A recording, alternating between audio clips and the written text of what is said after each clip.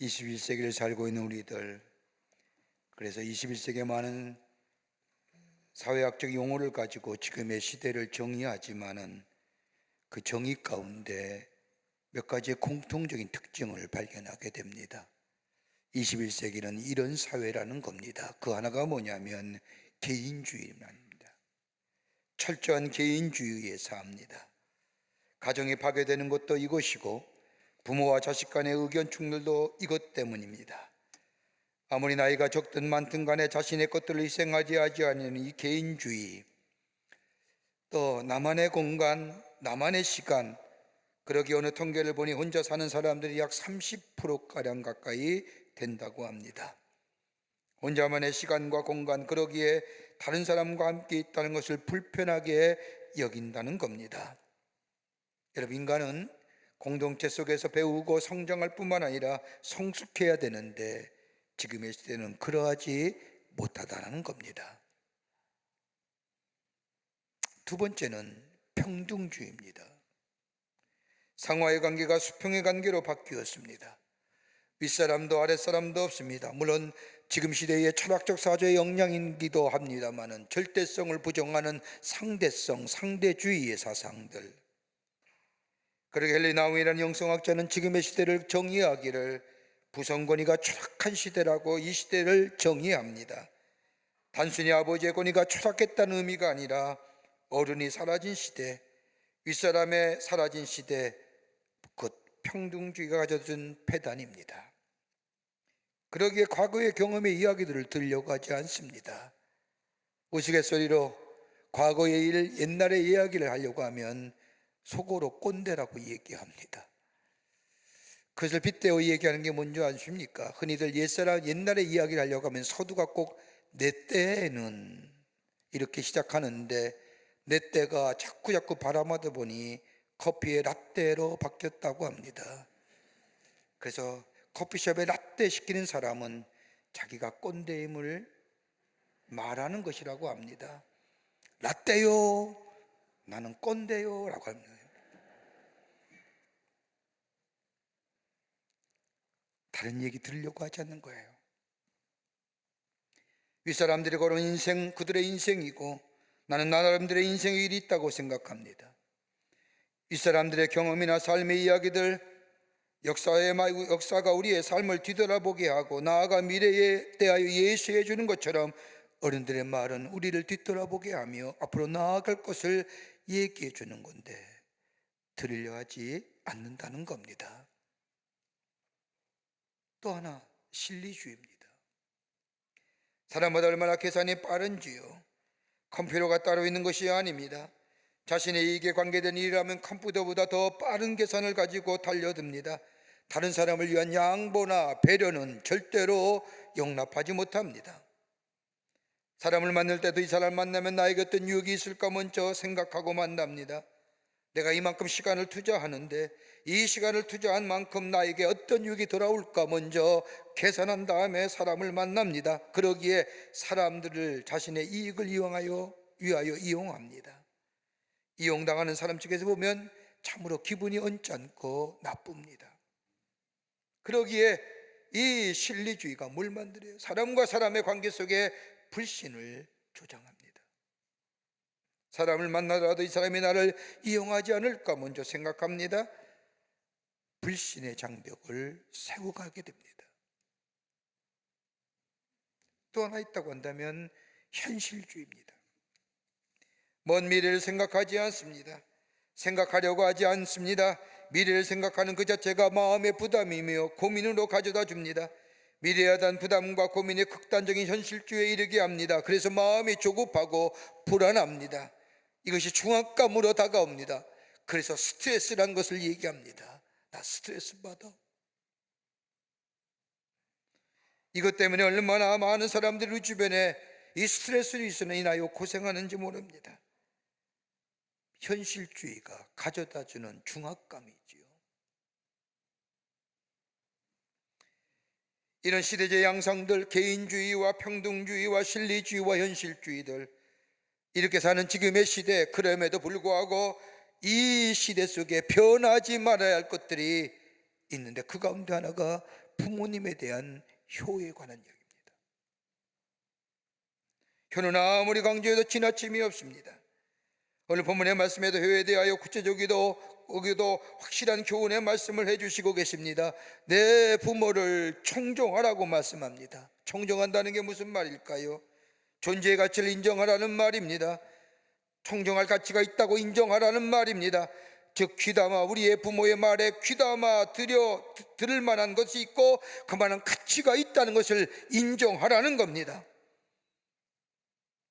여러분, 성경의 말씀을 보면 청종하라는 이야기보다 공경하라는 얘기가 더 많이 나옵니다. 내 부모를 공경하라. 공경이란 말은 무겁다는 말입니다. 이 공경이란 말이 명사형으로 사용될 때는 우리 육체의 장기 가운데 하나인 간장을 의미합니다. 여러분, 우리 몸에 있어서 가장 중요한 장기가 있다고 한다면 간일 겁니다. 간이 문제가 생기면 우리의 육체에 문제가 일어나는 것처럼 부모님께 효도하는 것, 부모님을 소중히 여기는 것, 우리의 육체의 간장처럼 귀하고 무겁게 여기라는 겁니다. 이것이 공경한다는 겁니다. 책임을 회피하지 말라는 겁니다. 부모에 대한 공경을 회피하는 사람, 인간이기를 포기한 사람이라는 겁니다. 그러기에 내 부모를 공경하라. 이것이 약속이 있는 첫 계명이니 이는 내가 잘되고 땅에서 장수하리라고 하나님 우리에게 약속하고 계십니다. 땅에서 잘되고 오래 살기를 원하느냐? 그 부모를 공경하라 라고 얘기합니다. 오늘 잠언서 말씀은 또 다른 의미에서의 우리의 부모님께 효성을 다하는 길이 무엇인가? 어떤 길이 부모님께 효를 다하는 길일까? 우리 하나님은 오늘 본문의 말씀을 통하여 우리에게 말씀하고 계십니다. 어떤 것이 진정한 부모를 향한 효일까요? 오늘 본문의 말씀을 통하여 몇 가지를 함께 말씀을 나누며 은혜 받기를 원합니다. 첫째는 부모의 말씀에 청종하라는 겁니다. 오늘 본문의 말씀의 시작은 너 낳은 아비에게 청종하고 내 늙은 어미를 경히 여기지 말라고 말씀합니다. 원문대로 해석하면 너는 너희 아버지에게 들어라. 그는 너를 낳았노라. 그리고 너는 너희 어미가 늙었을 때에 멸시하지 말아라라고 말씀합니다. 너 낳은 어미를 청종하란 말은 단순히 너를 낳았다는 의미보다는 내게 생명을 준 자라고 말하는 겁니다. 하나님의 부모를 통하여 너에게 생명을 주었으니 생명을 부여한 자의 말을 경히 여기지 말고 귀담아 그리고 소중하게 기울여 들으라는 겁니다. 신약 성경에도 이와 유사한 말씀이 있지요. 에베소서 6장 1절과 2절의 말씀을 보면 청종이란 단어를 순종이란 단어로 바꾸어서 얘기합니다. 자녀들아 너의 부모를 주 안에서 순종하라. 이것이 옳으니라. 내 아버지와 어머니를 공경하라. 이것이 약속 있는 첫 계명이니 어버이에 대하여 주 안에서 순종하고 주 안에서 공경하라고 말씀하시면서 이 순종과 공경은 다름이 아니라 부모님의 말씀에 귀 기울이는 걸 말하는 겁니다. 굴종이나 복종이 아니라 기쁜 마음으로 따르는 것이 순종입니다. 그러기에 이 공경이란 단어는 헬라 원문을 보면 사람에게만 쓰여진 단어입니다. 이 원래의 뜻대로 가치를 높이 평가하고 높이 섬기라는 겁니다. 낮추어 사랑하는 것이 아니라 수평적으로 사랑하는 것이 아니라 이만큼 우리 내 부모가 나를 사랑했으니 나도 이만큼 하라는 의미가 아니라 가장 최상의 모습으로 부모에 대하여 존경스럽게 생각하며 그의 말과 그의 것에 순종하며 귀담아 들으라는 겁니다. 아버지의 어버이 가치를 높이 평가하여 높이 섬기되 권위나 그 밖의 것들에 의하여 복종하거나 굴종하는 모습이 아니라 진정한 모습으로 존경하는 모습으로 그를 내 말에 귀 기울이며 귀히 여기라는 겁니다. 바울 하나님과의 약속이 있는 첫 계명에 관한 표현도 아마 이런 의미로 얘기했을 겁니다. 여러분, 10계명의 말씀을 가만히 보십시오. 1계명부터 4계명까지는 하나님과 인과의 관계 속에서 지켜야 할 것들에 대하여 얘기하고 5계명서부터 10계명은 인간과 인간관계 속에서 행해야 할 계명을 얘기하는데 인간과 인간관계 속에서 행해야 할 첫 번째 계명이 뭐냐? 다름이 아니라 부모님을 존귀히 여기는 공경하라는 것입니다. 부모님 말씀에 기쁜 말씀으로 순종하고 부모의 가치를 높여주는 말씀, 이것이 순종이요, 이것이 공경이요, 그럴 때에 하나님의 약속하신 것이 우리 가운데 성취되는 역사가 있게 될 것이라고 우리에게 말씀하고 계십니다. 무슨 이야기가 하나 있습니다. 조선시대 원흥금이 서울을 떠나서 개성으로 거동하게 되었습니다. 그러자 개성에 사는 사람들이 우리 동네에 우리 임금이 오신다는 얘기를 듣고 방에 방을 붙이고 소문을 내기 시작을 합니다. 오랫동안 병석에 누워있던 어느 나이 많은 어머니가 이 소식을 듣고 아들에게 부탁을 합니다. 얘야, 내가 이 나라의 백성이 되어 아직도 한 번도 나라님의 용안을 뵙지 못했구나. 내가 죽기 전에 그 용안을 멀리서라도 좀 뵙고 싶구나. 이게 내 소원이다 라고 이야기하자 아들은 임금님이 오시는 날을 기다렸다가 어머니를 업고 무려 50길을 걸어서 임금님이 가시는 길가에 섰습니다. 그래서 임금이 지나가실 때에 어머니가 잘 보실 수 있도록 해드렸습니다. 임금은 이 모습을 지나갈 때에 눈여겨보았습니다. 그리고 도성으로 돌아온 다음에 그때 늙은 어미를 업고 있던 그 사람을 불러들이라고 말하는 겁니다. 불러들인 다음에 자초지종의 이야기를 듣고 나서 이 임금이 그 사람에게 너는 효자도다 라고 이야기하며 큰 백냥과 쌀 한 섬을 그 아들에게 상으로 내렸습니다. 이 소식을 그 동네에 사는 불효자가 듣습니다. 그리고 욕심이 나 제 어머니가 원치도 않는데 난데 억지로 얻고 나아가 길가에 서서 왕을 배웠습니다. 왕은 역시 그를 불러서 금 백냥을 상으로 내렸습니다. 그리고 그러자 신하들이 임금에게 얘기하는 겁니다. 임금이여, 그놈은 천하의 몹쓸 불효자입니다. 그놈은 효도하는 것이 아니라 남이 그렇게 해서 돈 받았다는 소문을 듣고 저도 상 받으려고 제 어미를 억지로 엮고 나온 것이라고 합니다. 그런 거로 상을 줄 것이 아니라 벌을 주어야 마땅합니다. 그런데 임금이 신하의 말 듣고 이렇게 이야기하는 겁니다. 여봐라, 효도는 흉내만 내어도 좋은 것이다. 그러니 상주를 주라. 결국 이 불효자도 나중에는 뉘우치고 정말 효자가 되었다고 합니다. 여러분, 괜찮은 이야기 아닙니까? 효도는 흉내만 내어도 좋은 겁니다. 부모의 가치를 인정하는 겁니다. 부모의 존재를 인정하는 겁니다. 그럴 때 하나님이 약속하신 약속의 성취가 우리 가운데 이루어지는 그 놀라운 축복을 경험하게 됩니다. 두 번째는 의인이 되고 지혜로운 자식이 되어야 합니다. 부모님께 효라고 하는 것이 뭐 엄청난 재물을 모으고 높은 지에 올라가서 우리의 부모의 이름을 자랑스럽게 그것이 효가 아니라 오늘 성경은 의인이 되고 지혜로운 자식이 되어야 한다고 말합니다. 23절과 24절의 말씀을 보면 진리를 사되 팔지는 말며 지혜와 훈계와 명철도 그러할지니라. 의인의 아비는 크게 즐거울 것이요 지혜로운 자식을 낳은 자는 그로 말미암아 즐거울 것이니라. 진리를 사되 팔지는 말라고 말씀합니다. 여러분, 참된 진리는 어디서 나오는 것일까요? 세상의 지식은 습득되어야 됩니다. 배워야 됩니다. 지식이 매일매일 바뀌고 변하기 때문에 매일매일 습득하고 변하지 아니하면, 수용하지 아니하면 그 지식은 시대에 뒤떨어진 지식됩니다. 근데 진리는 어떤 거예요? 변함이 없는 겁니다. 변함은 진리가 아닙니다. 진리는 변하지 않을 뿐만 아니라 모든 사람에게 공이 적용될 수 있는 것이 진리입니다. 여러분, 참된 진리는 어디서 나오는 걸까요?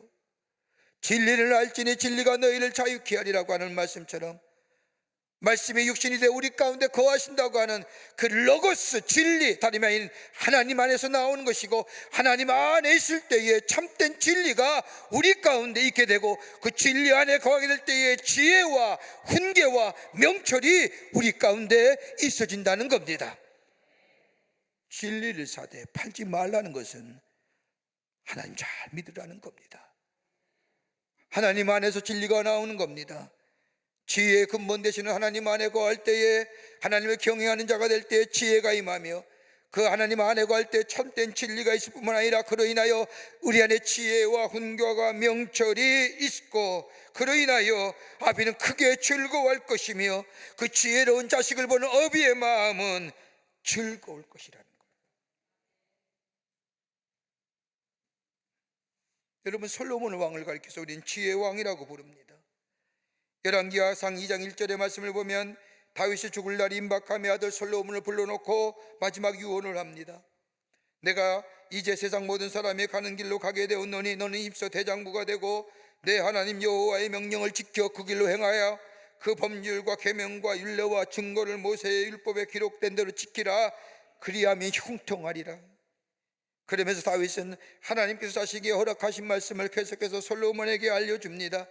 내 앞에서 내 일에 대하여 여호와께서 내 일에 대하여 말씀하시기를, 만일 내 자손인들이 그 길의 길을 삼가 마음을 다하고 성품을 다하고 진실이 내 앞에서 행하면 이스라엘 왕이 오를 사람이 내게서 끊어지지 아니하리라 하신 말씀을 확실히 이루게 하시리라. 다윗이 죽을 날이 임박하여 아들 솔로몬을 불러놓고 유언의 말씀은 다른 건 아닙니다. 너 힘써 대장부가 되어야 되고 하나님의 여호와의 명령과 계명과 율례와 법도를 지켜 그 길로 행하라. 그리하면 우리 하나님께서 내게 약속한 것을 성취시켜 주시는데 이스라엘 왕이 오를 사람이 내게서 끊어지지 아니하리라. 아버지의 간절한 소원을 들으니 다윗의 소원을 들으니 솔로몬은 다윗이 죽자 약관의 나이에 이스라엘 왕위에 오릅니다. 그리고 첫 번째 할 일이 뭐냐? 바로 다윗이 남긴 마지막 유언에 따라 율례대로 하나님 앞에 제단을 쌓고 제사하기를 일천 번제를 하나님 앞에 드립니다. 아버지 다윗 마지막 유언에 따라 하나님 앞에 제사 드릴 때에 하나님은 솔로몬에게 나타나서 말씀하십니다. 너는 내게 구하라. 내가 내게 무엇을 줄까? 그때 하나님 옆에 솔로몬이 구하지요. 부도 아니고 영화도 권세도 아닙니다. 하나님이여, 이 백성을 이끌으실 지혜로운 마음 주시옵소서. 지혜 주시옵소서. 위로부터 내리는 지혜, 하나님으로부터 주시는 지혜. 이 말을 들은 하나님은 솔로몬의 대답이 마음에 꽉 맞는 겁니다. 하나님은 구하는 것도 주실 뿐만 아니라 부와 장수도 그에게 허락하셨던 것을 보게 됩니다. 여러분, 무엇이 솔로몬으로 하여금 지혜의 왕이 되게 했을까요? 하나님의 율례와 법도를 지키며 하나님께 지혜를 구하라고 하는 이 말씀 누구로부터 들었을까요? 다름이 아니라 아버지인 다윗으로부터 들은 거예요. 다윗이 가르쳐 준 거예요. 아버지로부터 배운 거예요. 아버지의 다윗의 신앙이 솔로몬에게 이렇게 했을 때에 그 부모의 말에 순종한 결과 이 솔로몬은 이스라엘 역사상 가장 축복을 받은 왕이 되었던 것을 보게 됩니다. 부모의 말씀에 순종하는 거예요. 어떤 말이요? 의인이 되라. 하나님 잘 믿는 자 되라. 아브라함이 하나님을 믿음에 그를 의롭다 여기신 것처럼 하나님을 잘 믿는 자 되라. 그러면 너는 의로운 자 되리라. 그 의로운 자 될 때에 하나님의 진리, 참된 진리 아닌 예수 안에 거하게 될 때에 그로부터 지혜와 명철과 훈계가 있느니라. 그로 인하여 너를 볼 때마다 네 아비는 즐거워할 것이고 너 낳은 어미는 너의 지혜로운 모습 볼 때마다 즐거워할 것이니라. 세상의 높은 지위가 아니라, 세상에 어느 많은 영향을 미치는 자가 아니라 하나님 잘 믿는 자 되라. 거기서 참된 진리가 나오고 하나님을 경외할 때 위로부터 내는 지혜가 임하고 거기에 훈계와 명철이 임하고. 2차 세계대전에 영국을 구한 윈스턴 처칠이 온 국민과 더불어서 많은 사람들에게 존경을 받고 있을 때에 한 신문사에 특종의 기사가 나갑니다. 그 제목은 처칠을 처칠되게 한 사람이란 제목의 기사였습니다. 처칠을, 지금의 처칠로 맞는 사람이 누구일까 조사하여 기사를 쓴 건데, 어렸을 때 유치원 선생, 보모, 그리고 저 초등학교 선생, 중학교 선생, 친구들, 고등학교 선생들, 저 대학교 교수들, 처칠되게 했던 사람들의 이름을 다 사람을 조사해서 이름을 다 적고 기사화하여 사람들에게 알렸습니다. 이 기사를 본 처치 신문사에게 전화를 겁니다. 그리고 하는 말이, 당신들은 가장 중요한 한 사람을 빼놓았습니다. 그 사람이 누굽니까? 라고 대묻자 다름 아닌 내 어머니입니다. 내 어머니가 있어서 내가 있는 것이요, 나의 가장 영향을 많이 줄 뿐만 아니라 나를 나되게 처우치를 처울질되게 만든 사람은 다름이 아니라 내 어머니입니다.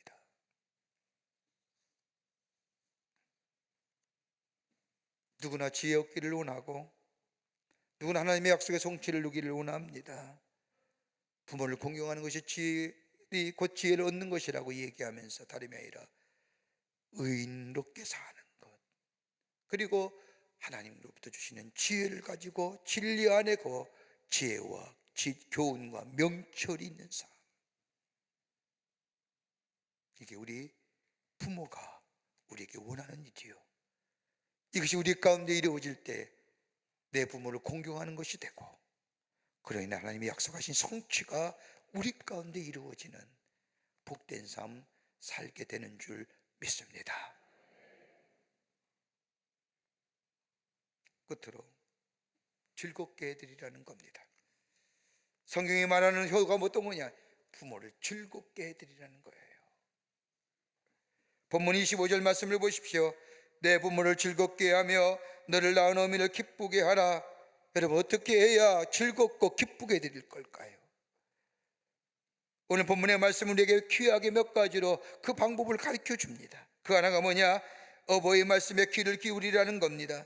22절 말씀에 너 낳은 아비에게 청종하라고 하는 것은 다름이 아니라 부모님 말씀에 귀담아 드리라는 겁니다. 무엇을 갖다 드리라는 것이 아니라 어버이의 말씀을 잘 듣는다는 것을 말하는 겁니다. 말씀을 들려가면 자주 만나야지요. 만나야 부모님의 말씀을 들을 수 있을 것인데 찾아가지 못하는, 여러분 가만 보십시오. 나이가 많이 들면 들수록 우리네 부모님 하신 말씀 또 하고 또 합니다. 그렇지 않습니까? 여러분도 뒤돌아서면 깜빡깜빡 하지 않습니까? 근데 우리보다 더 나이 드신 우리 부모님 보면 조금만 뒤돌아는 한 얘기 또 하고 또 하고 또 하고. 제가 그렇습니다. 좀 전에 한 얘기 또 다시 뒤돌아서 또 하시는 겁니다. 들어주리라는 거예요. 어머니 그러지 마세요. 어머니가 시켰던 시대와 나와의 시대는 달라요. 저도 젊었을 때 그랬습니다. 그만 얘기하세요. 시대가 다릅니다. 사는 삶의 방식이 다릅니다. 그렇게 얘기했던 제가 요즘 저희 애들에게 그런 얘기 듣습니다. 안 잊으세요?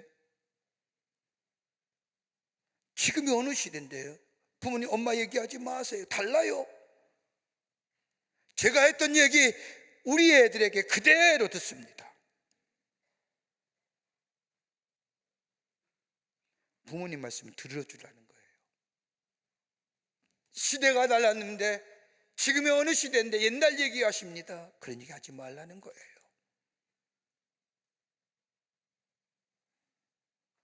말씀에 귀 기울이라는 거예요.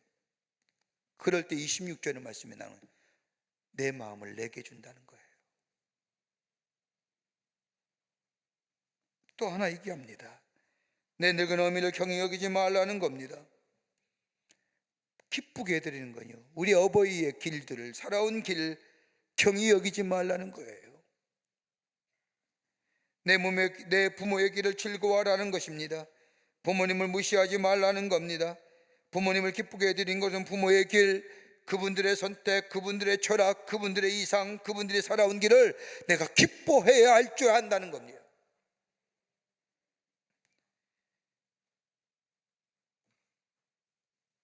에브라임 링컨의 아버지는 구두수성공이었습니다. 지금도 미국의 대기 가운데 많은 수의 사람들이 가장 존경하는 인물로 에브라임 링컨을 얘기하는데, 에브라임 링컨의 아버지는 구두수성공했을 뿐만 아니라 에브라임 링컨 자신도 학교를 제대로 다니지 못했던, 배운 것이 별로 없었던 사람이지만 그가 미국 대통령에 당선이 됩니다. 링컨이 대통령이 당선되자 고고하고 유식하고 지체 높다고 하는 사람들이 아브라함 링컨을 괴롭히고 헐뜯습니다. 이러한 링컨이 대통령이 된 다음에 저 의회에 나아가서 연설할 때 어느 의원이 링컨에 대하여 이렇게 이야기합니다. 당신같이 무식한 사람을 대통령으로 모시게 된 것이 우리에게는 다시 없는 불행입니다. 이렇게 이야기하며 모욕을 주는가 하면에 어떤 의원은 링컨에게 말하기를 구두수선한 사람의 아들, 그런 천한 사람의 아들이 우리의 대통령으로 모시게 됐군요 라고 하면서 자신의 신은 구두를 벗어들고 이 구두도 당신의 아버지가 만들어준 구두요라고 소리칩니다. 이러한 이야기를 들으면서 링컨은 태연하게 그들을 향하여 이렇게 얘기합니다. 대단히 감사합니다. 오랫동안 잊고 있었던 아버지를 모처럼 기억나게 해주시니 감사합니다. 저는 아버지를 자랑스럽게 생각합니다. 우리 아버지는 자신의 직업에 충실했습니다. 구두를 아주 잘 만드시는 분이었습니다. 내가 어깨 너머로 배운 바가 있으니 당신의 구두가 문제가 생기면 나에게 찾아오시오. 내가 기꺼이 수선해 드리겠습니다. 내 아버지는 구두 수선한 사람이었습니다. 부모님의 선택, 부모님의 결정, 부모님의 살아온 인생에 대하여 잘하셨습니다. 훌륭하셨습니다. 그 하시던 일을 나는 우러러봅니다라고 말할 수 있는 것, 이게 바로 부모님을 높여드리는 일이고, 이것이 부모님께 내 마음을 드리는 길이에요. 그때는 그런 거 이렇게 얘기하는 거 아니라는 거예요. 또 하나, 기쁘고 즐겁게 해드리는 건 진리 안에서 지혜롭고 착하게 사는 겁니다. 진리 안에서 나는 의롭게 사는 겁니다. 정직하게 바르게 사는 겁니다. 지혜롭고 착하게 사는 겁니다. 23절 말씀에 진리를 사고서 팔지 말며 지혜와 훈계와 명철도 걸어갈지니라. 진리 안에 산다는 것은 바르게 산다는 것이고 의롭게 산다는 것이고 지혜와 훈계와 우리가 명철 가운데 사는 것이라는 겁니다. 물질을 많이 가져서 소유가 많아서 높은 지위에 올라가서 우리 어버이가 기쁜 것이 아니라, 지위와 명예를 얻어서 기쁜 것이 아니라 우리에게 가르친 어버이의 사랑 안에서 어버이의 말씀에 귀 기울이고 어버이의 말씀을 경히 여기지 말며 더 나아가 의롭게 착하고 지혜롭게 진리 안에서 사는 삶,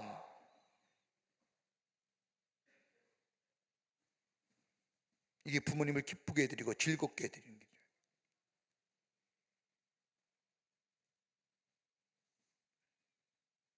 이상하죠?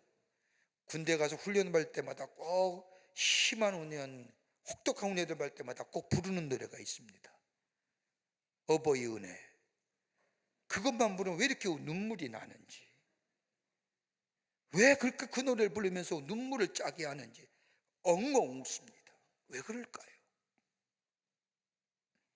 가르쳐 주는 거예요. 말씀하신 것들.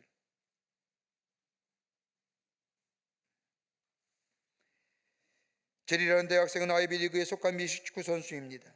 대학 1년 때부터 4년 때까지 축구 선수를 한 번도 빠지지 아니하고 연습을 열심히 했고, 그런데도 이상하게 하니만큼 실력이 뛰어나지 않아 감독은 그를 늘 후보 선수로만 두고 한 번도 선수로 발탁하지 않습니다. 그러던 어느 날 대학 졸업반이 되었는데 아버지가 세상을 떠났다는 비보가 들려옵니다. 이제 다가오는 토요일이면 아주 중요한 게임이 있는데 감독은 제리에게 너는 어차피 출전하지 않을 것이니 가서 편안한 마음을 가지고 아버지의 장례를 모시고 오라고 글을 보냅니다. 이 말은 제리는 아버지의 장례를 급하게 마치고 금요일 저녁에 학교로 돌아옵니다. 학교에 들어간 제리를 보고 제리는 감독을 보고 이야기하기를, 감독님 제가 좀 일찍 왔습니다. 이번 게임에 저를 뛰게 해 주십시오. 제 간절한 소원입니다라고 간청을 합니다.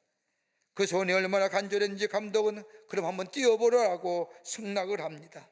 감독이 생각나는 5분쯤 뛰다가 변찮지 않으면, 시원치 않으면 그를 다시 벤치로 부릴 생각을 하고 승낙한 겁니다. 근데 얼마나 열심히 뛰었고 훌륭하게 경기를 치렀는지 이 제리의 도움을 통하여 승리한 겁니다. 경기가 끝난 다음에 감독이 제리에게 묻습니다. 너 어떻게 그렇게 잘할 수 있느냐라고 묻자 제리가 대답합니다. 감독님, 우리 아버지는 앞을 보지 못하는 분이었습니다. 제가 축구하는 것을 살아생전에 한 번도 보신 적이 없습니다. 그러나 이제 아버지는 세상을 떠나셨습니다. 이 땅에서 비록 앞이 보이지 않아 내가 축구하는 모습을 보지 못했지만 저 하나님의 나라에 가는 육신의 장막의 허물을 다 벗은 우리 아버님, 이제는 눈뜨고 이 땅에서 뛰는 저의 모습을 보고 계실 겁니다. 아버지가 나를 지켜보고 계신다는 생각에 아버지를 기쁘게 해드리기 위해서 열심히 뛰었습니다. 최선을 다했습니다. 이것이 부모님을 기쁘게 하시는 길인 거예요. 여러분, 부모님 아니 계십니까? 저 하나님 나라에 계실 거 아닙니까? 거기서 우리를 보시고 계실 거 아닙니까? 우리의 삶은 어떤 걸까요? 최선을 다해서 하는 인생. 아버지의 기쁨이 되기 위해서 성실과 정직과 착한 마음과 정직한 마음으로 우리의 삶의 경주를 뛰어가는 인생. 살아계신 부모님이 계신다면 부모의 말씀을 귀히 여기며 같이 인정해주며 그의 살아온 삶의 방식에 대하여 존중히 여기며 그의 삶을 즐겁게 기쁘게 드리는 인생. 이것이 바로 하나님의 약속하신 것을 우리의 가운데 성취함을 이루는 약속과 성취의 기쁨을 드릴 수 있는, 주께서 우리에게 약속하신 거 성취의 기쁨이 뭐냐? 내 부모를 공경하라. 이것이 약속이 있는 첫 계명이니 이는 내가 땅에서 잘되고 장수하리라. 하늘의 축복을 이 땅으로 내려오게 하는 이 은혜가 우리 모든 사랑하는 여러분과 저 가운데 있어지기를 주의 이름으로 축원합니다. 하나님 감사합니다. 저희들 사랑하시고 하나님의 자녀 삼으심에 감사합니다. 때때로 말씀과 또 귀한 은혜로 저희들 인도해 주심에 감사합니다. 내 부모를 공경하라. 이것이 약속이 있는 첫 계명이니 이는 내가 땅에서 잘되고 장수하라고 하는 말씀처럼 살아계신 우리 부모님에게 정성껏 효성을 다하는 저희들 되게 하여 주셔서 하나님의 약속의 성취를 이 땅에 누리며 사는 저희들 되게 하여 주시고, 우리의 부모님이 아니 계신 저 하나님 나라에 계신 분들, 우리의 삶의 최선의 경주를 삶으로 우리의 부모님의 기쁨이 될 수 있는 저희들 되게 하여 주셔서 이 땅에서 하나님의 약속의 성취를 누리는 자들로 삼아 주시옵소서. 성령이 도우실 줄 믿으며 예수님의 이름으로 기도하옵나이다. 아멘.